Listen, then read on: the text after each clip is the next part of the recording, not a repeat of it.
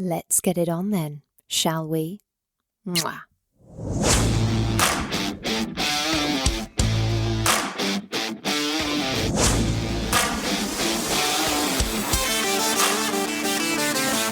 Welcome to Sex on the Peach, your weekly hump day dose of everyone's favourite untalked about topic, sex. Let's get honest, let's get open, let's get comfortable, and let's get in to this week's show. Hello. Happy Wednesday, happy hump day, happy Sex on the Peach day. I'm your host Peach, and thank you for tuning in with me today for an episode with an extremely brave friend of mine, Katie Moorhouse, who is here to speak about her experience with vaginismus, something I personally knew very little about before Katie opened up and shared this story with me. As mentioned in the episode itself, this will resonate mostly with women and vulva owners. However, I heavily encourage men and penis owners to listen and learn about this too, as it could affect your own sexual relationships. And any partner who goes through this will absolutely be in need of your assistance and support. I am unbelievably grateful for how open Katie has been willing to be on this episode. Even though she describes herself as an open book, it takes guts to go into the level of detail that she has today in such an open space and publicly talk about things that would usually make so many people feel uncomfortable. So I can only hope this gives anyone who may be going through something similar some confidence to start up the conversation of their own and to see there is a way out. Please remember that this is only one person's experience with this diagnosis. So please do make sure you find the avenue of help that is best for you. We really got straight into the conversation today, so expect to just dive in head first.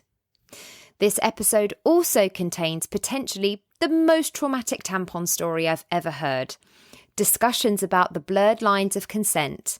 We answer your questions that have been sent in, including, does size matter?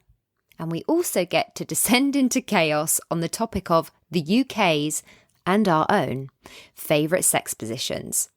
So, let's get into this. Here is Vagi-Nah.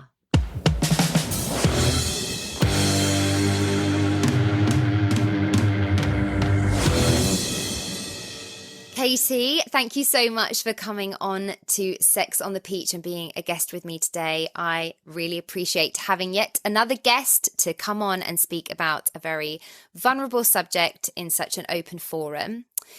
Today, we're going to be speaking about something a bit more specific than we have maybe in some of our other podcast episodes. But my amazing guest today, Katie Moorhouse, is talking about the subject of vaginismus and how it affected her sex life.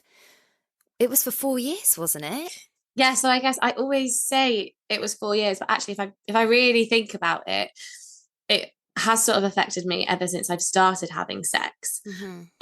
It wasn't as regular. So when I first started having sex, it would only happen on certain occasions. So like when I say it would only happen, I would only have painful sex.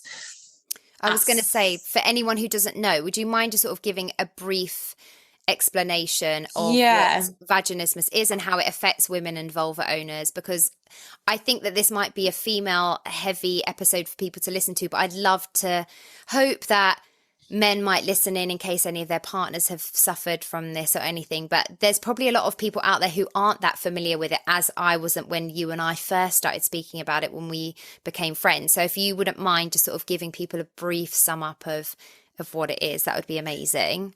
Yeah, so vaginismus is basically a condition where your cervix muscles contract to stop anything from getting in.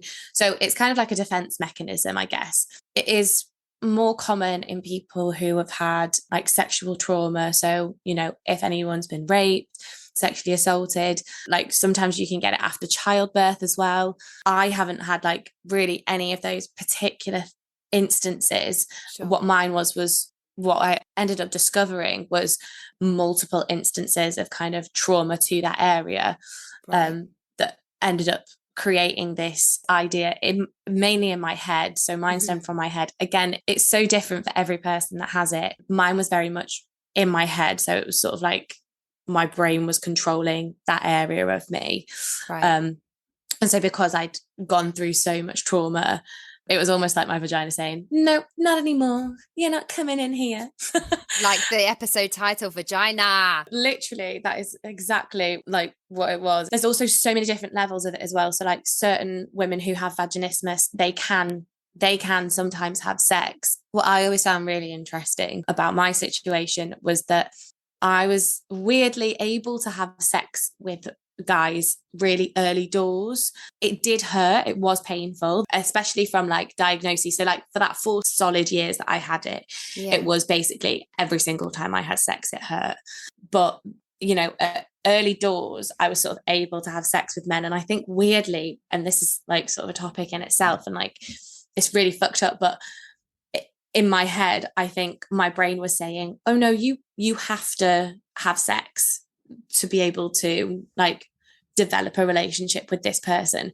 And for that time period where it was like kind of like the courtship period, I would like be able to do it to a certain extent. It would fucking kill to the point where like, I mean, sometimes during sex I'd cry.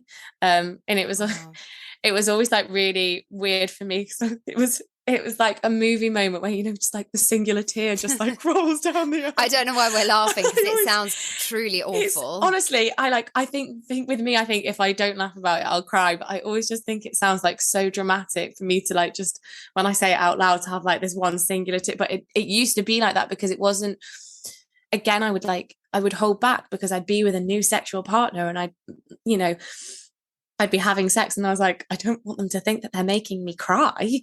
So I would just hold it in, and then I'd go to the toilet afterwards, and I honestly, I can't even begin to describe the pain. I'm like, my wee wouldn't come out. So not like, it got to the point where like then because my body knew that it was going to hurt when I weed, it wouldn't let me wee.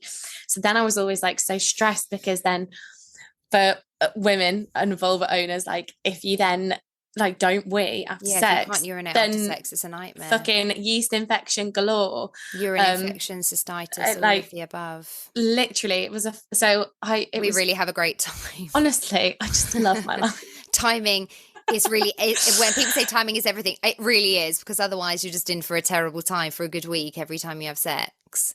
So do you mean that you sort of pushed through it because when you were with a new partner, you felt like you had to have sex with them to even sort of get that relationship going? Yeah, exactly. I also don't think that was anything to do with the guys that I was with.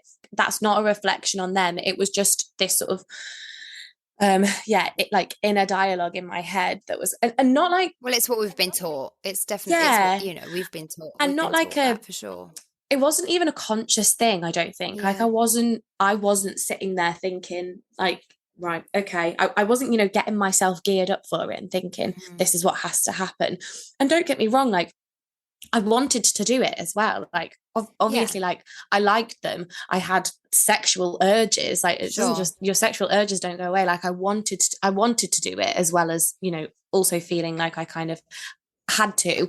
But in my head, like every time I knew it was going to hurt. But it was also one of those things that I didn't feel like I could come out and immediately tell them, because I knew that the likelihood is that they wouldn't have a fucking clue what was going on. And also for so long, which is important for me to mention actually, is that I didn't know what was going on. Like, I guess if I move back to sort of the first time that I really, really started to go through it regularly, I was in a long-term relationship.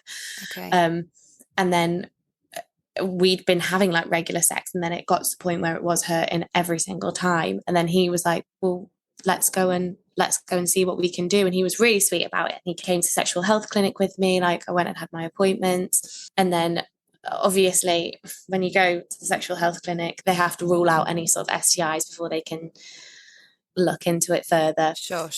Which is always really great, because obviously for a woman who's struggling to have sex, let's crank her open with a speculum, because that's going to make the situation so much easier. Yeah. So obviously then I'd go into the doctors, I'd be like, I cranked open, and then they do all their swabs and everything. They like, I had so many different like people look at my vagina and be like, oh, well, it looks really healthy. I'm like, fantastic. I'm so glad that aesthetically I look great. That doesn't help. Also, what in relation to what does a healthy vagina look like? I'm not even sure. Yeah. I think mainly what they were saying was that they couldn't see any visible sort of damage that would be causing me pain, to like any cuts or anything like that. They were like, oh, there's nothing there that looks. And I was like, okay, well, I don't know what to tell you. I've come to you for answers, and it's still awful. It took me nearly 3 years to get an actual diagnosis of what I had wrong with me, going to multiple different clinics in multiple different places, and I ended up going to like an actual gynecologist in the hospital, which again is like, I mean, God love the NHS, but it's hard to get in to see a gynecologist. That is not an easy appointment to land. Yes. So obviously I had to go through that process. I had to go through the waiting process, and then I eventually managed to get in, and then they were like, right, okay, yeah, no, this sounds like you've got vaginismus. I was like, great, okay, fantastic. Where do we go from here? I can Google it. Yeah, well, exactly. And then, but then this go down the Google hole. Then the other part about it was, that was sort of the diagnosis I was given, and then I wasn't really instilled with that much hope. Then when they started to say, right, so these are your options, because they were like, right, so we'll put you into physiotherapy. I was thinking, physiotherapy? What? I can get physiotherapy for my vagina? But I thought, do you know what? Okay. Don't knock it. Who knew? Not me. Whatever. Yeah, like honestly, I was like, I'll take it. I'll take whatever I can fucking get. So I went to go and see the physiotherapist. Previous to this, I had been given some plastic dilators. I was given these ones free from the NHS, but they were like absolutely horrendous. Can I just check? Is this to try and stretch you out a bit? Is that the point of them? Yeah. So the point of them is to relax the muscles. Okay.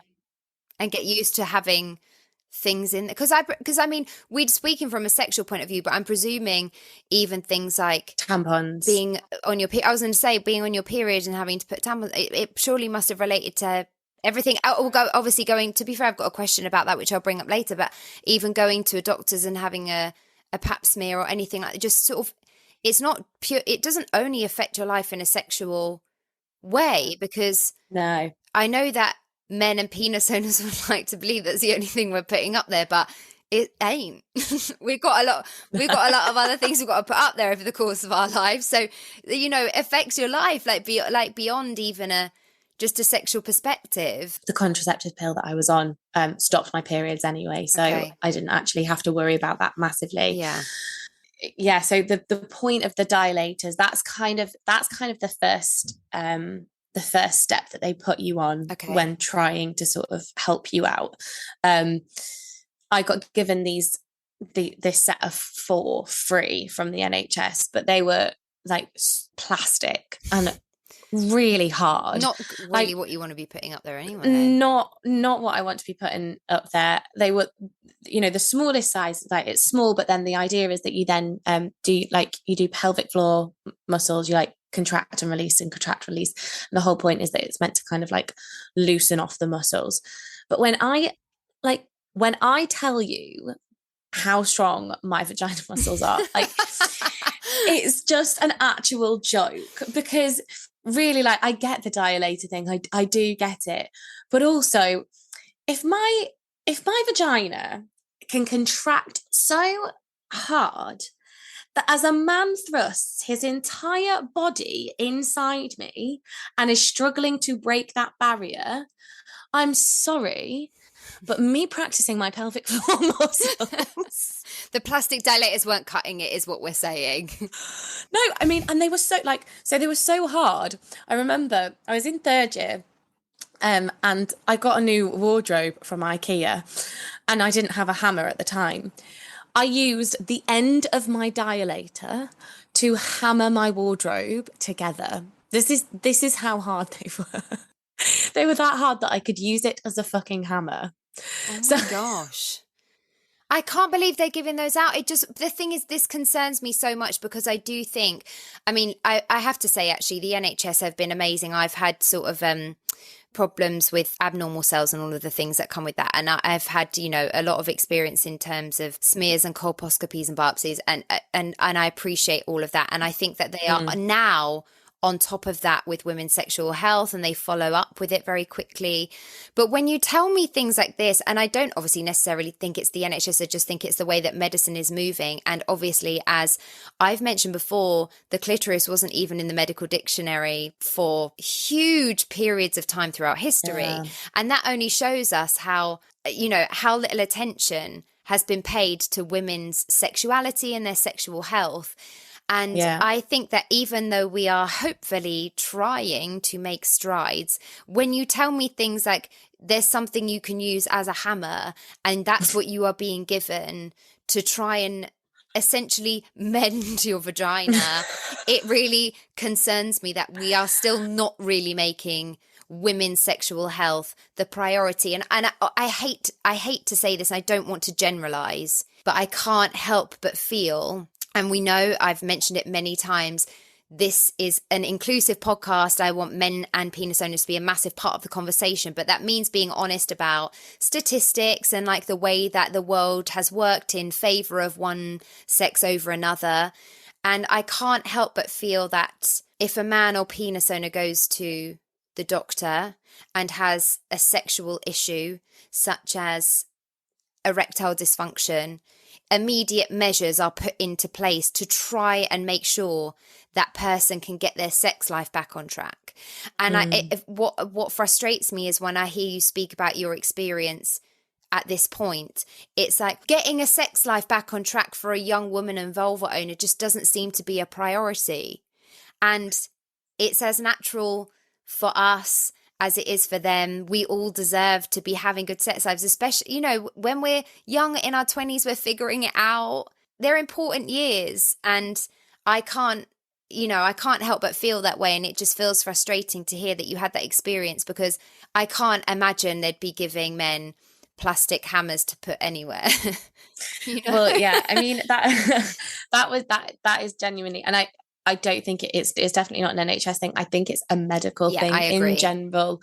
In a way, I guess, you know, for so long, you know, doctors were mainly males. Yeah, so it makes sense that obviously for so long men's issues were at the forefront, and then anything to do with a woman just, you know, wasn't explored at all. But it genuinely did feel like that for so long. I felt like I was bashing my head against a brick wall, and I kept going in and looking for answers, and it did just feel as if no one really had them, and no one, you know, they were like, oh, well, it's not in my book. It's like, so where do we go from here then? Because there's clearly an issue here. And I think then obviously once I then went to the physiotherapy and I spoke to the physiotherapist, she was amazing. She was really, really great. And like I then bought some silicone dilators, which was so much nicer. And she did some really great work with me. So like the things that she would do, she, you know, for the first like 2 sessions, she didn't even go into my vagina. Like she literally, we were working on, because the thing is as well is that the whole area, because I'd gone through so much, literally started to clamp. So like my legs, if anyone would like go near that area, my thigh muscles would immediately tense up, and they would just sort of like shoot together. And she, like, when I went to the physio, she was like, oh my God, she was like, your thighs are so tense. And she used to, so like for the first like 2 sessions, she just worked on like applying pressure like to the tops of my thighs, to sort of like the front of my vagina itself. Like your whole body was just like rejecting 100%, like just from like the waist down, my body was like, absolutely not. Like, what the hell? What are you doing? No, thank you. It was it was so hard. It was really, really hard. And like, it took such a massive toll on me mentally as well, because I was going through like I had multiple relationships with people. Well, I wanted to ask, how did you find going through that with your partners? I'm sure you probably had a different experience with each one, but sort of how was your experience dealing with that whilst being with partners? Because they probably don't have much knowledge of it either. And sometimes people are supportive, some people don't really know how to deal with things, but I think it would be good to know how. I think it was one of those things where, like, I mean, genuinely, I am so lucky that every single one that I was with genuinely was so supportive. I was never pressured by any of them. They never put pressure on me at all. And I know that I'm just lucky that I managed to find absolute angels who, you know, they genuinely like, they loved me for me. Like, they wanted to be with me, and they were always, they always constantly said that. They were like, I'm here because I want to be with you as a person. That's just, the extra, which was really lovely. But obviously at the same time, in my head, I was going through so much, because I just thought, it doesn't matter how supportive someone is of that. If you're in a relationship, like the main differentiator between being in a relationship and being like best friends with somebody is the fact that you're intimate with one another. And obviously, we'd kiss and like we would have like certain intimacies throughout, but I mean, sex, it is a big thing. It's a huge thing. When you have sex with someone, it releases hormones into your system, of course, that creates this feeling within someone.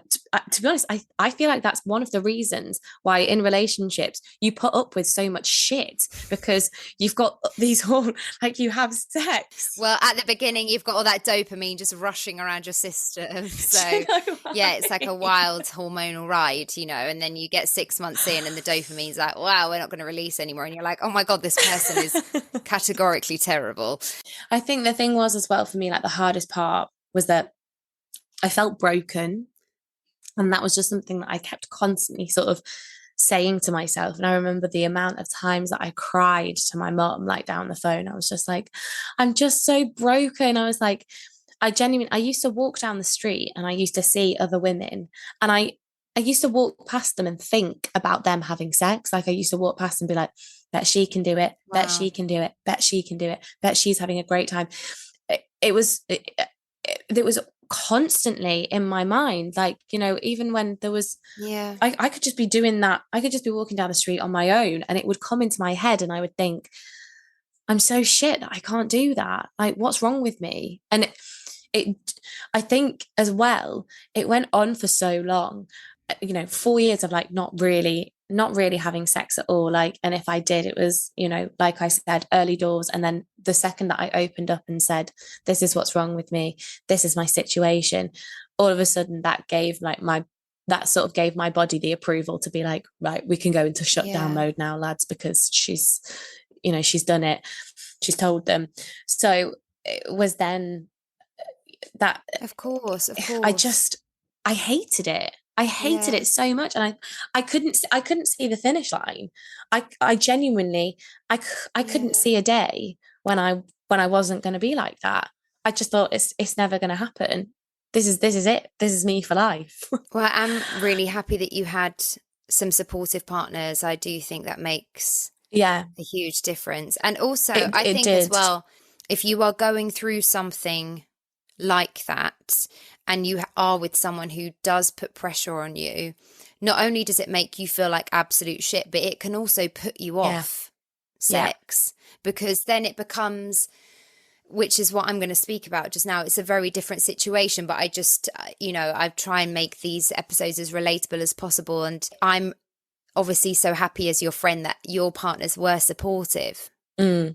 And obviously there might be people out there who may not have been as fortunate in that. I've never been through vaginismus, but I've been fairly open on it over the years on my social media. Definitely had my battles with cancerous cells and all of that stuff going on. And I did go through a short phase with a partner who We had a very high active sex life, and I went through this period of time where the doctors thought I potentially had some cancerous cysts on my ovaries. They basically thought I might have ovarian cancer, and I was in for loads of checks, and I was getting poked prodded to the nth degree, and always having things up there and having scans and all this nonsense. And they said, oh, you can't have sex or put in a tampon for, I think it might have been 6 weeks or something like that. That is shattering to me. You know, we're both open about the fact we're sexual people. We like having sex. So like any amount of time when you say sex is off the table, that's not the best. No. And after, obviously I didn't feel great. I literally thought I had cancer. Yeah. And after about 3 days, my partner at that time brought it up, the fact that we hadn't had sex. And I said, yeah, I just remember I can't right now. And his response was, well, Maria, there's nothing wrong with your mouth. And I mean, bear in mind, I'll be open about it. I love a blowjob. And that put me off doing that to that person forevermore, because I was like, yeah, no, what I really want to do right now when I'm not allowed to be sexual because I think I might have cancer is that. That is what? Oh my God. So for anyone on my side of the camp who hasn't had the most supportive partners, I see you, I got you, because it ain't great. That is just no. And like, also, like, for me, sex is a 2-man show. Do you know what? Like, well, what do we say? Collaboration. It's a collaboration, not a performance. Every single episode that line's coming out. It is though. Like, but yeah, exactly. I'm not. Oh my God! Like, it's just disgusting. It's just disgusting. And I mean, yeah, to be fair, following on from that, I've never had it that bad. But this is interesting because obviously, you know, but I'll just say it because not everybody who is listening will. I put a post out literally just yesterday because I went to go and see Prima Facie at the cinema. I won't give away any spoilers, but it was such a thought-provoking performance and storyline, and it got me really thinking and took me onto a topic that was really interesting because it made me think about consensual sex. And obviously because I'm so aware of all of the problems that I've had, I was like, have I always had consensual sex? Like, and when I lost my virginity, I wasn't ready to lose my virginity. I did because it was with a guy who, you know, was older than me. I really liked him at the time. But what I should do is actually probably preface this story with the fact that where I think my main problem started with my vagina is my mum's going to kill me for telling this story on a podcast. My first ever tampon experience. I went to America and I was about 12. I was probably about 11 or 12 years old, but I was young, and I wanted to go swimming, but I was on my period, so I couldn't. And so I said to my mum, I was like, no, but mum, I want to go swimming. She's like, well, you can't because you're on your period. And I was like, she was like, the only way you can do that is if you use the tampon. I was like, but I've never used a tampon before. And so we went through this whole process, and then my mum was like, right, well, I'll put it in for you. Because I was like, I'm not putting it in. I'm not putting anything in my vagina. I don't know where it needs to go. I ended up winding my mum up so much. She was like, right, okay, fine. She's like, I'll do it for you. So I laid down on the bed, obviously like spread my legs for my mum to put my tampon in. But I was like so nervous. I kept like, yeah, of course. I kept like clamping my legs shut and like snapping her out. And my mum was getting so fuming at me. She was like, I can't put it in if you don't relax. I was like, but I can't, Mum. She's like, well, then you can't go swimming. I was like, but I really want to. It was like just this constant like brat syndrome from me, like really wanting to go swimming, but also not wanting to have to go through this ordeal. Hating the tampon life. And so anyway, it eventually, God knows how, but she eventually managed to get it in.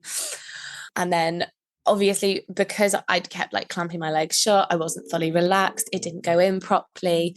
So I remember like walking down the corridor. Must have been walking like I'd shat myself, like doing this weird walk because the tampon was like half in, half out. And then obviously, oh, there's nothing worse than when it bends in half. And then, as you know, when you go in water, it then expands. So obviously, like it was halfway in, then it started to expand. It was when it came to taking it out, which was the worst part in the world. I mean, taking a tampon out isn't a pleasant experience, no matter how many times you use tampons. It is literally the worst. Yeah, no, it's horrible. And I was sat on the toilet trying to battle this tampon and take it out, and like it was so stuck in there, it was so wedged in there, and I kept like pulling it. I was like, my mum was like, she was like, you just gotta yank it, Katie. I was like, I can't. And then we had this whole process where I was like, you're gonna have to do it for me. She was like, I draw the line. She was like, she's like, I'm not getting involved again. You have to take it.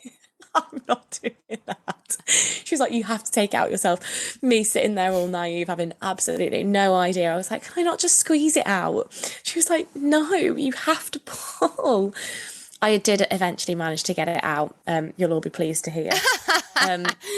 It's still there. It's still there. But then obviously like in the car, like it was such an ordeal that we ended up like talking about it as we were on our way to the restaurant. And I was like, well, I'm never wearing one of them again. And then my mum was sort of like, but Katie, how are you going to have a baby? I was like, it comes out of that hole. She was like, yeah. I was like, well, I'll just get it cut out for me. She was like, how are you going to make the baby? I was like, that doesn't happen in the same hole as well, does it? She was like, yeah.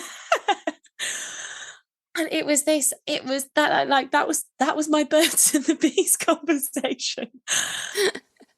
From that point onwards, like that was why I was so scared to lose my virginity. Yeah, of course. Because of that initial experience, I had this thought process that I was like, no way is that happening for me. And so like for so long, like I just didn't. So like with my first ever boyfriend, like we used to do everything else. I used to do everything to him. Nothing would ever go inside me, like not even fingers. I was not having it.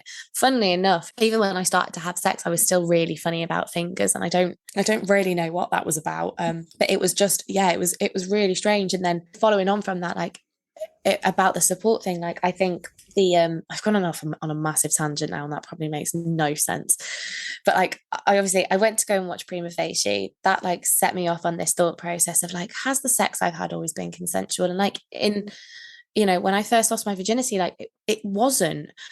And it's weird because I do remember saying no, but he'd sort of like, he made it out to be like, don't worry, it's going to be okay. And I get that because he knew I was scared. And so, okay, I can't sit here and say like, oh, well, I didn't consent, so it was rape, because it doesn't feel like that either. And like, it's really strange. And I just think that is something that affected then my journey into like vaginismus, because of the fact that, I didn't feel ready for that first experience. Sure. In a way, I'm glad it happened, because I also then don't know, like, if it hadn't happened, how long it would have taken me to get to that point. But it's weird. It's strange, isn't it? And there's just sort of like this real grey area around it all. Well, that's the problem. That is the problem. And it's like, when I brought up my story earlier, I think it's because like men and penis owners are still not quite, again, I don't blame, because I think people don't really just pluck their ideals from nowhere. So most of the time it comes from something they've been taught, or this, that, or the other. But I just think women's sexual health is just not really prioritized a lot of the time. And that's also mental health. I've obviously just spoken about losing virginity and like the effect that can have on a person. And I still don't think we're there in terms of putting, in terms of making health an important part of sex. It's like sometimes when I talk about consent, people almost roll their eyes like it's boring. And I'm like, consent is sexy, because really you want to know that the person you're having sex with, like, what's sexier than knowing that the person you're having sex with really wants to have sex with you too? Like, that's sexy. Exactly. Yeah. Like, I will never understand what is sexy about having sex with someone who you're like, I don't really know if they want to have sex with me, but I'm just going to do it. Yeah. We've also grown up with the media, because I've watched many a film where a guy has grabbed a girl and just gone for it. And I've been like, that's hot. And is it? And even now I have to like battle with that. It's really bizarre, and it is like, it's a topic that it just doesn't get discussed. And it's funny because after I'd sort of said what I'd said about it on my post, I had so many people come to me and say like they feel like exactly the same thing. You know, they don't feel like they've gone through anything like as traumatic as rape. But then there's also been times, you know, like when they don't want it, or like when you're so drunk, then sex happens and it's like you're half asleep, but then someone's trying to like put it on you, and you're like you're kind of sort of reciprocating, but are you properly? Like, I just think sex education in general, there is so much that needs to be discussed. There's no discussions of like, it's a really lovely like bonding thing to do with someone that you're with. Like, it can be really enjoyable. Like, you know, there's so many different types of sex that you can have. It's a vast topic, but also like we're talking about something that is as natural as eating and sleeping, which people do every day and are happy to talk about. And I've digressed a little, but as we were saying, like, you know, people treat conversations about consent like it's boring. People sort of treat like genuine conversation and communication about sex like it's boring, because and I say to people obviously a lot, I mean, listen, we know I'm not a qualified sex therapist yet, but sometimes I feel like the amount of people who come to me for advice, which is obviously fine. I'm happy to speak to anyone about sex. I love it. If I didn't, I wouldn't be taking the path I am. But my first question to people always is, have you communicated it? Have you had a conversation about it? And people still feel like, I mean, conversations can be really uncomfortable, but sometimes people react like communication and communicating about sex is boring. And people think that health within sex is boring. And people think that safety within sex is boring. When actually all of these things put together, if you are communicating about consent and health and safety and having conversations about what you want, you're going to breed a really good, healthy sex life because everything is in place. 100%. The people who I have had like the best sex with have been the people who I am like in full communication with. Yeah, like, absolutely. There is a complete open amount of communication about what we both like and dislike, and that's always been the best sex I've ever had. And there's a trust, you know, if you are having penetrative sex with someone and you say it hurts, I want to stop, there's a level of trust with someone who goes, of course, and someone who wants to try and push through, which we've been in both situations. We've all been in both. I mean, that takes me back to my vaginismus, because that's something that I used to have a massive problem with, was sometimes it wouldn't hurt and then it would get like halfway through and then it would start to hurt. But because I'd started having sex, I then felt like you had to power through. I had to power through and I had to let it finish. And that was another thing that was like, where did that come from in my head? You know, it must have stemmed from somewhere, and I'm not even really sure that I can pinpoint it, because then I would sort of say it afterwards, because they'd be like, oh, so was that okay? And then I'd go, no, about halfway through it started to really fucking hurt. And they were like, why did you not tell me to stop? Like, you know, so they wanted me to tell them to stop, but it was like this weird thing within me that I felt like I couldn't. It was. And sexual partners aside, how did you feel like you had people around you that you could talk to about it? And I read that only 1 to 6% of women report having it, but doctors have said they think it is so much more common than that, which is so bad, because that just obviously makes me feel like people are afraid to talk about it. It's funny because do you know what? It's so funny because it's a really common thing in women, and I've come upon a lot of women who do have it. For a really long time, I felt supported but alone. I was having conversations with people. I was talking very openly about it, actually, to be honest, with everybody.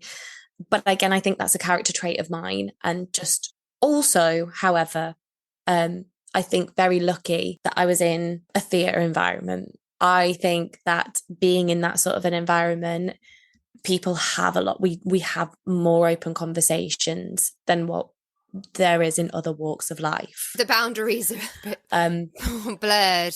The boundaries are... What boundaries? There aren't any. But no, in a way, like I was lucky that was the case, because I felt able to speak so openly about my experiences. But at the same time, no one around me seemed to have that issue. So I could talk about it. No one had anything that they could say back that was really helpful, if that made sense, or like they were empathetic with it. They understood how hard it must be, but there was no solution. And it wasn't until I did the Sound of Music out in Cyprus, and I was talking to a girl who was in that with me, my friend Molly. She ended up saying, oh, my boyfriend's ex-girlfriend has that. And so I think he'd had conversations with Molly about it, because it had affected him as well. And so all of a sudden I felt a bit more like someone else is going through this. And like, even though I wasn't talking specifically to her, she had a load of answers for me. She had a load of like, there was a Vaginismus network that I could join. Like there were all these different things. And that kind of propelled me to be like, oh, okay, other people have this. And they've absolutely recovered from it. I'm not alone. And they've moved on. And because that's all you really wanted to know. Yeah, exactly. That's all we all really want to know. And I mean, it's literally the main reasons this podcast exists, because everything we talk about, I just want people to know they're not alone, especially when you are going through something like that at such a young age that's affecting such a huge part of your life. It is such a comfort to know that you're not alone and that other people are going through a similar thing. Of course, that makes a difference. And I really hope, obviously, that the people who have written in today, whatever part of their vaginismus journey they are currently at, I really hope that it helps for them to see that someone has come through the other side of it. Yeah. And is now having a positive, open sexual experience and, for want of a better term, living their best sexual life. I am definitely doing that. What I really want to also highlight is that if anybody is going through this and they do feel like they do want to reach out and have an open conversation about it and speak to someone who has been through it, like, my door is always open for that. I know what it's like to feel like you've got no one to talk to, like to feel like you don't know where you're going to go next. And if this helps anyone who's going through that, like, that makes me so happy. I've had a few questions and I think it makes sense to sort of put them out now. Yeah, sure. I'll go with this one first. I have vaginismus and extreme pain during smear tests in particular. Has anyone else experienced this? If so, what helped? Any nurses that try just don't believe how painful it is for me. I mean, we've sort of touched on this already because you said that people were saying it looks healthy, so you're fine. That's another thing that actually always has really bothered me. I remember, so I went to go and get my ovaries looked at because amongst all of my other problems, they think I have polycystic ovaries. Great. Why not? Why not? Throw it into the mix. But when I remember going to my appointment and I actually said to the nurse, I said, look, I know this may sound really, really strange, but I've got vaginismus. I've had it for 4 years. And because you're going to be going around that area, it would be really, really great if you could just, like, before you go in with because when they do the ultrasound, they obviously go in with this massive friggin' wand. I was like, if you could just like apply a bit of pressure onto the tops of my thighs so that I'm prepared for when you then go in. Right. Annoyingly, she didn't do that. She didn't seem to get it. So I completely empathize with this person because I have been through that. I think there have then been other doctors that I have been to since when I've been to my smear test. I always request that they use the smallest speculum. So they have 3 different sizes of speculums. And I always say, please, can you use the smallest one on me? And then I did also say to that woman, I said, can you apply pressure? And to be fair, then that particular woman that I went to go and see, she then did sort of like the pressure thing on my legs before then. And then she was like, right, okay, are you ready? I would always say, like, go in and just say, can you please just sort of like warm into that area rather than just diving head first straight in, like apply pressure to the area, give me like plenty of warning. If you explain the situation, like just say like, this is something that I'm really uncomfortable with. It makes me feel really anxious. If they're good at their job and they're like an understanding, empathetic medical professional, which hopefully the majority of people are, then hopefully they should listen to you. But then I guess the other thing that I would say was that if they're not, don't be afraid to go and then speak out about that. Following on from when I had that experience with the ultrasound, like I then went out and I said, can I speak to someone about the appointment that I've just had? And I mentioned that to then someone out there, and they were like, oh my God, I'm so sorry, 100% we'll have a word. So make sure that if you do have an unpleasant experience, you feed that back, because then hopefully what you would hope would happen is then their supervisor is going to go and have a word and say, look, maybe you don't know about this, because they don't know everything. Maybe you don't know about this specific issue, but as you're working in that area, it's probably good for you to know that this is a problem that women have. And then it can go on from there. So I think just like be as open as possible about it and keep communicating it with everybody as well. Like I'm quite an open book with everyone. So, and I understand that not everyone is that way and not everyone has the ability to feel that comfortable. And I'm not saying push yourself out of your comfort zone, but start to open the channels a bit, start to open up about it, because actually what I found was the more that I spoke to it, the more people I had conversations with. Which is actually one of the reasons I'm like, I appreciate that people have sent in these few questions that are so specific to it, because then it means that people who are experiencing it, oh, hopefully listen. And obviously the main reason I'm having these conversations is to try and help anyone who can relate at all. So I'm not pleased that anyone is going through it, but I'm pleased that people have felt like they have been able to send in these questions and sort of maybe get some answers. And I'm really hoping that after this podcast and after we've had these conversations, that anyone who is going through something similar won't feel so alone. The next question I wanted to ask that's on the list is,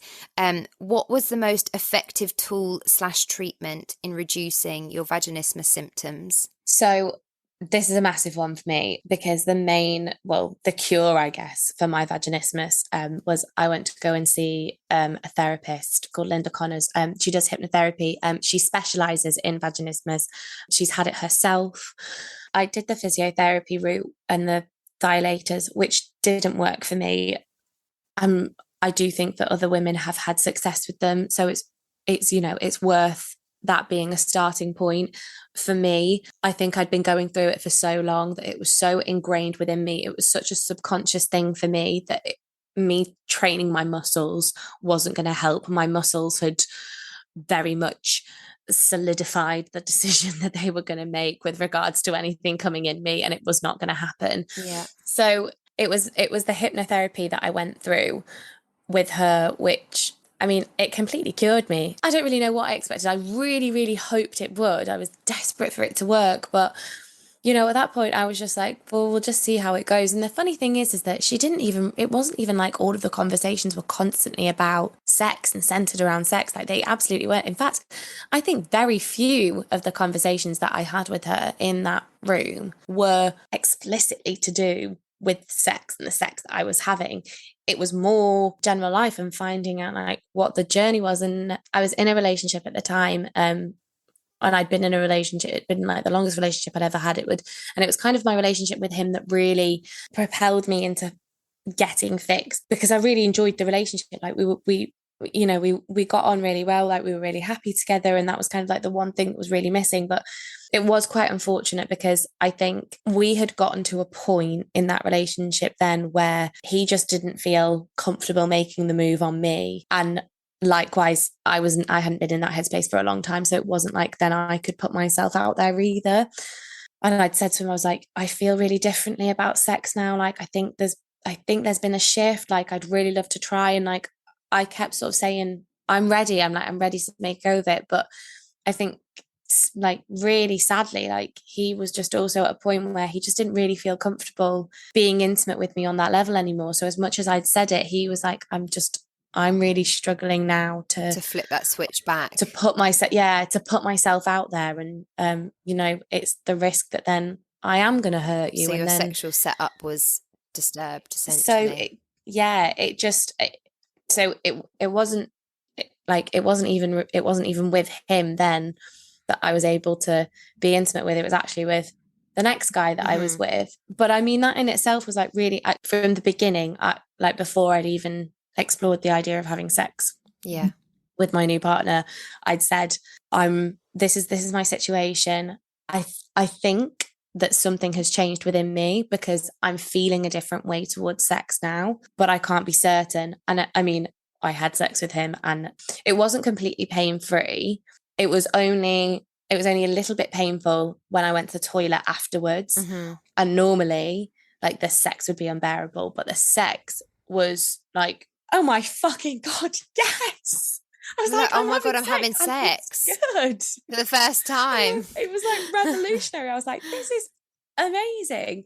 And do you feel like that was the real start of your sexual journey? Yeah, 100%. Like that was the new version of me. So you would recommend therapy? For me personally, the best thing that worked was therapy. Okay. And that is what I would recommend. It depends if you have any idea where your vaginismus issues stem from. Mm-hmm. I don't know, you know, and if they're fairly new, like it might be the case that the dilators work. Sure. I do know there are two other options. So obviously when I was doing a lot of my research, there are two other options. So you can get Botox in that area. Wow. Yeah, you can get Botox injections, which relax the muscles. I've never been through that, so I can't speak from experience. However, I have heard that they're really good. And then I think last case scenario is surgery, but I think you would probably want to go through all of the other options before you got there. Because that just sounds like a lot to go through. Okay, that's really so the last specific question I have on vaginismus is can you explain where you are currently at with your vaginismus and what you do to be in control of it? So yeah, I mean, don't get me wrong, I do still have painful sex from time to time. Is it sort of one of those things that sort of goes, or as in you have like little flare-ups of it? I have little flare-ups of it, yeah. Right, okay. To be honest, it tends to be if I'm about to go through like a period of getting thrush, which is quite common for me. So are they closely related? I actually don't know the answer to that question. Maybe I think that might just be your personal. It is for me, because one of my traumas that I experienced was the fact that I had a really bad case of thrush. This is a lot. Where basically my labia swelled so much that it was like literally coming out. That was so painful. And I think that was one of like the traumas that I went through, which then created part of my issues with sex. Sure. So I think that's why when I then think I'm either about to get thrush or maybe like I've had it, if I then have sex in and around that, it immediately triggers that off. Right. It's mainly the toilet part that's the most painful bit for me. I actually don't know if that's the same for other people, but yeah, it's that element of it which is excruciating. Like it's so funny. I have a radiator in my bathroom and I have like such vivid memories of every time I'd go to the bathroom and I just clench onto the radiator for dear life. I'm like, come on. Gosh. But you feel like you've really come on. Oh, massively. I mean, we've spoken and you said, I think it was that you were about 24 when you felt 24. Like you started having sex that felt good for you. Yeah. And do you think it's sort of since then that you've come on from it? Like massively. I was quite depressed over lockdown. And so then my sex drive was like, plummeted. Or if I'm not like completely wet, so like I'm a huge fan of lube. Oh, listen, massive advocate for lube. Hella massive. I can't believe how many people don't use it. I'm like, just get it involved. You can get so many lubes. I've got it out before, and like a guy's been like, "Oh, I don't think we need that." It's not the point. It's not about needing it.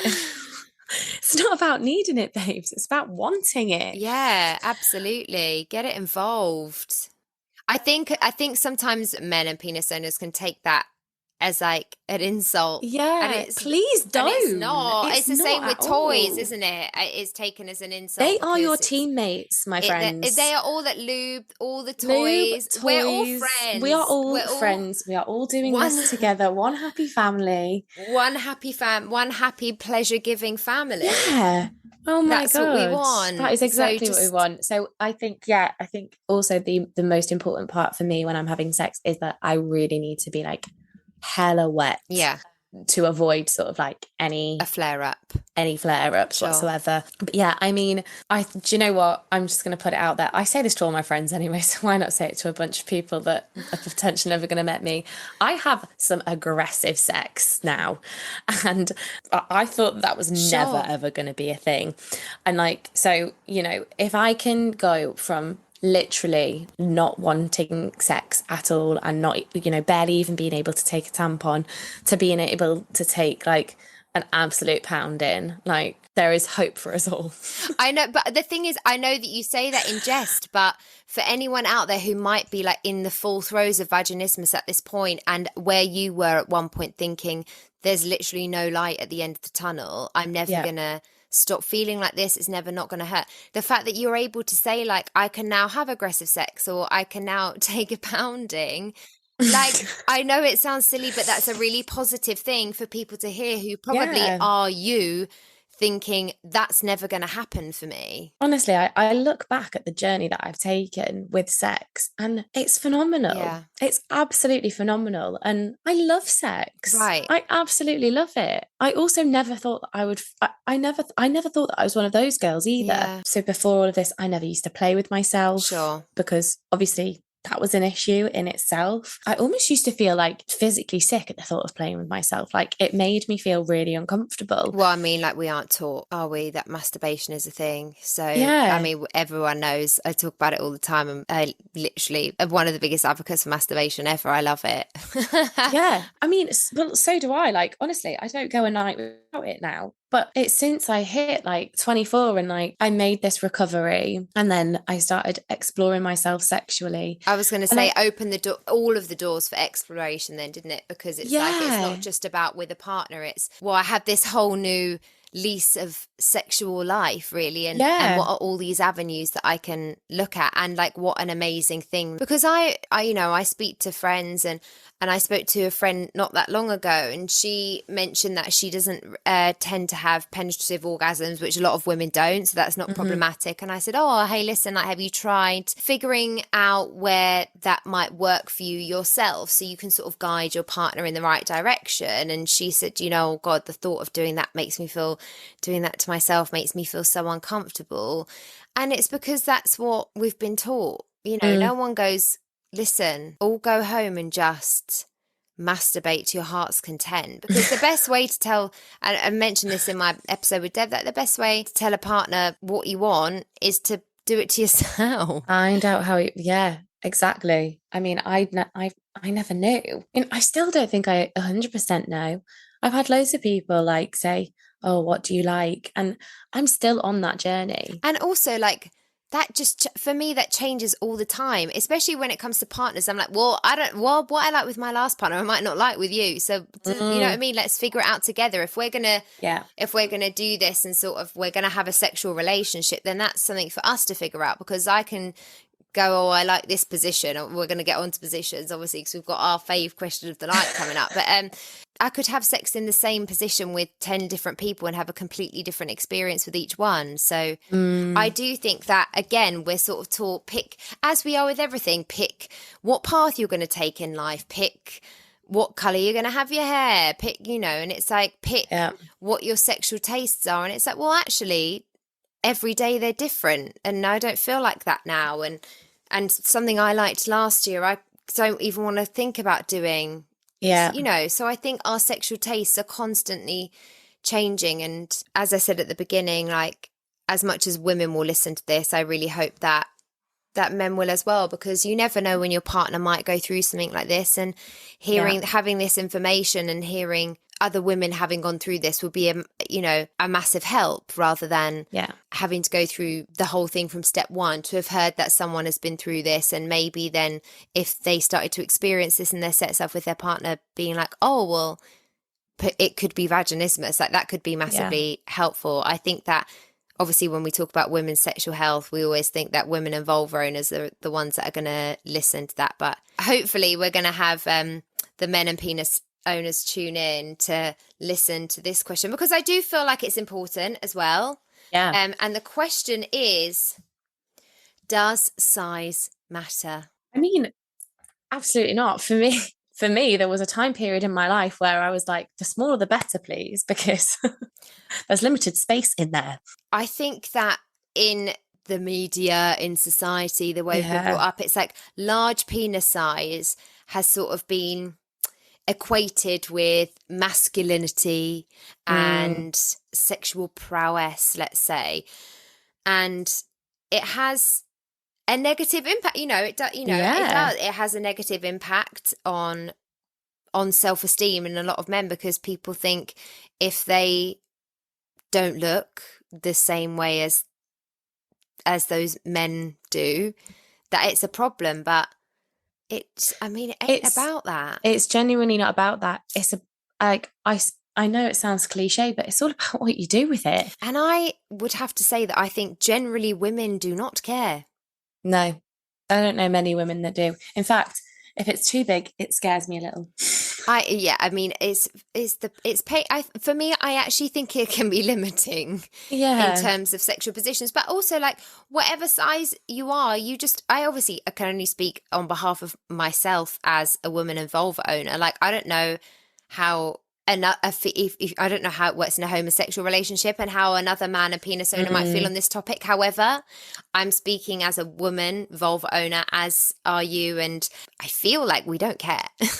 Yeah, no, I definitely don't care. Whatever you've got going on, you just make it work. Yeah. And I don't think I've never been in a sexual situation with someone and been like, oh, you know what I mean? Like, if I'm in a sexual situation with someone, that's not what I'm thinking about, because I don't even think I'm I just look. Like, what do you mean? Of course you look. What do you mean? I don't look straight away. I think I look on the second time. You're like, I'm actually ignoring it. I can't look directly at it. Isn't that from a film? Like, don't look directly. So it's like Bridesmaids. I feel like I think it is, yeah. Don't look directly at it.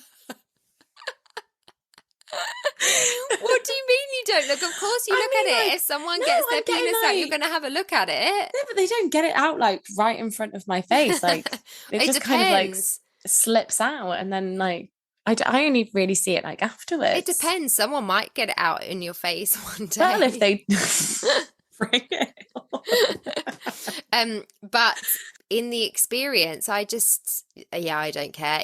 So from me and Katie to whoever sent in the question, does size matter? We say no. Absolutely not. You can work with anything, I think. You know what 100%. I mean? You just work. And also, oh no, maybe this is too much. Is it? I don't know. Go on. I feel like this has been quite a tame episode, to be fair, so don't know. But like, one of my, I won't specify who, but one of my ex-partners. You know who you are. I hope he's not listening, to be fair, just because, or just cause. So he was definitely on the much, much larger side, especially in terms of length. And, well, that thing was never going balls deep. Like, I don't know where you think that's going. And what's ironic is, you know, when men have the body count thing, I mentioned this on my episode last week with Dev as well, about the effect it's going to have on a vulva. Like, don't even get me started. It's nonsense. And like, with that partner specifically, it probably took less than I did with like other people whose whole penis was available to me, because we just had to like really get about a third in, and that's all that was happening, because it wasn't possible to me. So actually size does matter for me, but I think like not actually in the way that like people talk about in the media and in chats and in the pub when they're giving it. I think it's about finding like it's another compatibility thing. It's just another thing that's about compatibility. It's literally just a compatibility thing. There's obviously going to be, you know, a vagina that is more accommodating, has more space for the larger penis, and then there are going to be, you know, the vaginas that are less accommodating. And I just think that when you're in a partnership with someone and you are working together to make your sexual experience good, you work with what you've got. Like, Yeah. all bodies are beautiful, and like all genitalia is beautiful. Like, I'm not having any of this nonsense, sizes, shapes. It's all great. Mm-hmm. Like, lucky us that we're all getting to experience each other's genitals. You know what I mean? Like, Yeah. that's a good thing. I couldn't be a less judgmental person in that respect. I Mm-hmm. just really don't care. Size does not matter. Size does not matter. Last question of the day. It's not even a question. There wasn't even a question mark at the end of it. This is just a demand. Rate sex positions. So listen, I looked up the top 3 sex positions in the UK, obviously, because I just love looking up that kind of nonsense before we get into ours. And the first, number 1, but remember, this is number 1. And until we read it today, I didn't even know this was called this. So either the publication named it that, but I just don't believe that this is number 1 and that many people said, the eagle. Because what? I think it must have been put out as a questionnaire, and they must have had the diagrams alongside the names.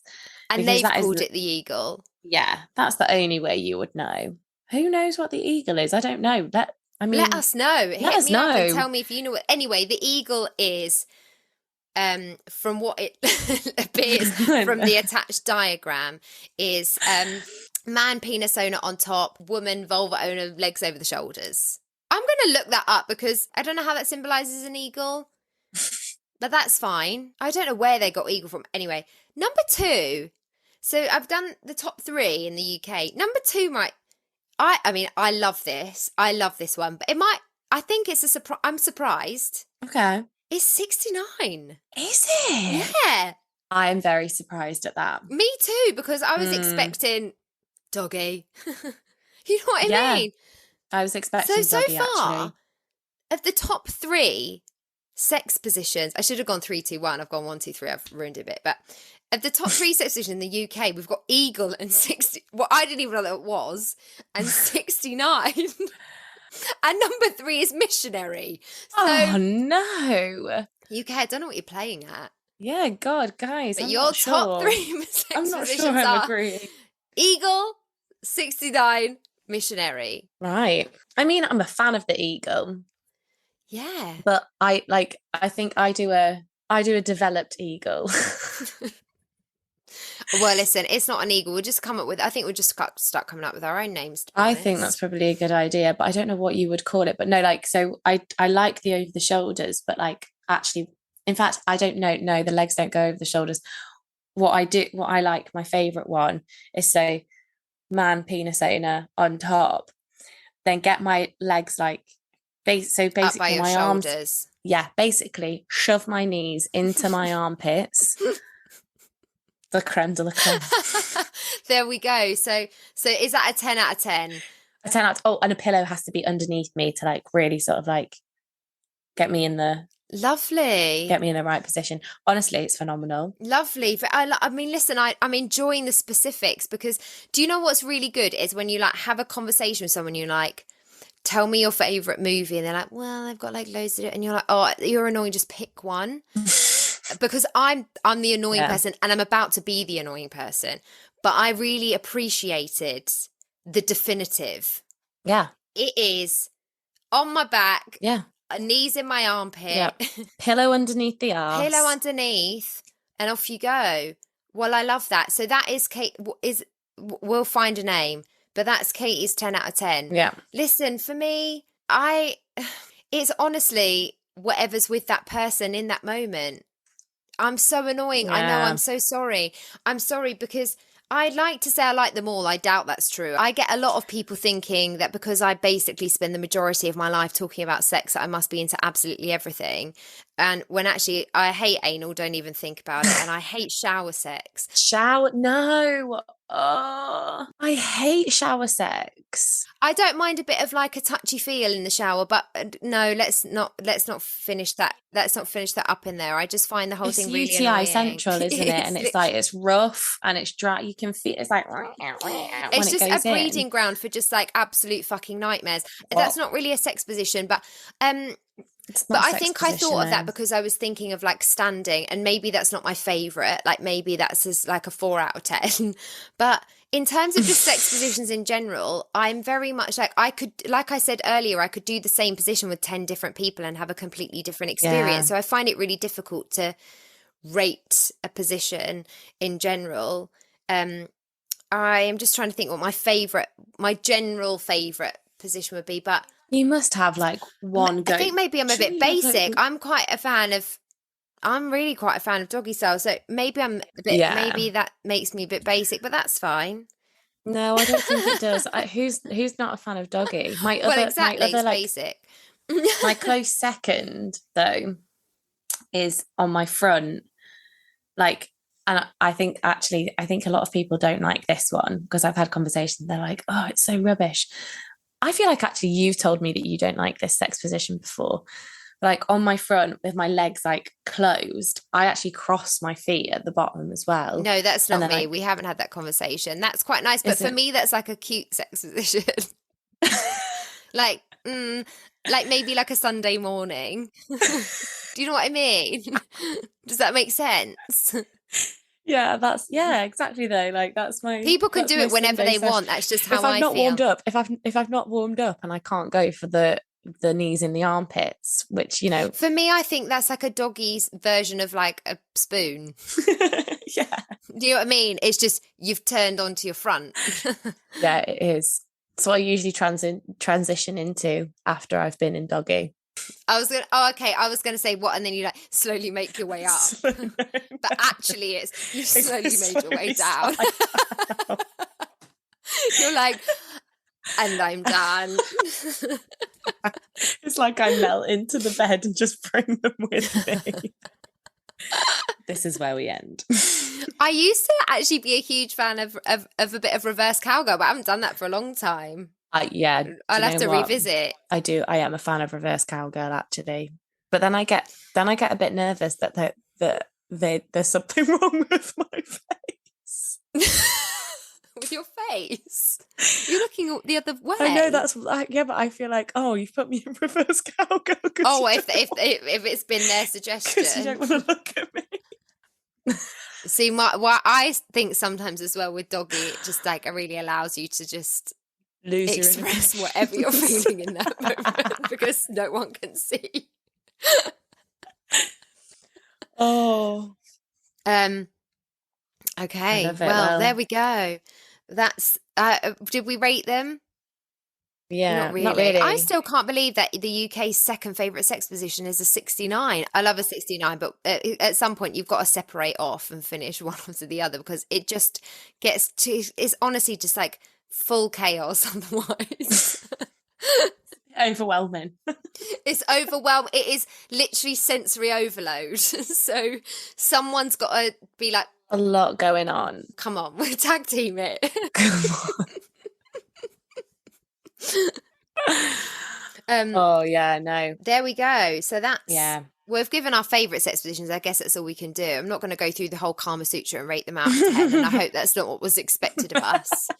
And I honestly, I'm just really hoping to God that those top 3 UK ones came as much of a surprise to everyone else as they did to us, because what? Yeah. Eagle. I know. Anyway, I want to say a huge thank you for obviously talking through all of these things with me today. And please, if you wouldn't mind just dropping your socials quickly so that people can follow you. And as you said, in case anyone wants to hit up your DMs and ask any questions about anything we've spoken about today. Yes, my name is @Katie Moorhouse on Instagram. I think it's @Katie Moorhouse on Twitter as well, although I don't really use Twitter. Instagram's more the go-to for me. So we're sticking with Instagram. Yeah. Dreamy. Thank you so much for coming. Thank you for having me. It's a pleasure. No, it's been amazing to speak on such a specific topic, and I really hope that anyone who wrote in or anyone listening feels less alone and feels that they are supported and that there is a community here, even though I haven't experienced it myself. Obviously my door is always open to talk about anything sex or sexual health related. So hit me up at any point, and Amazing, amazing work from Katie today, and feel free to tune in next week for another episode of Sex on the Beach.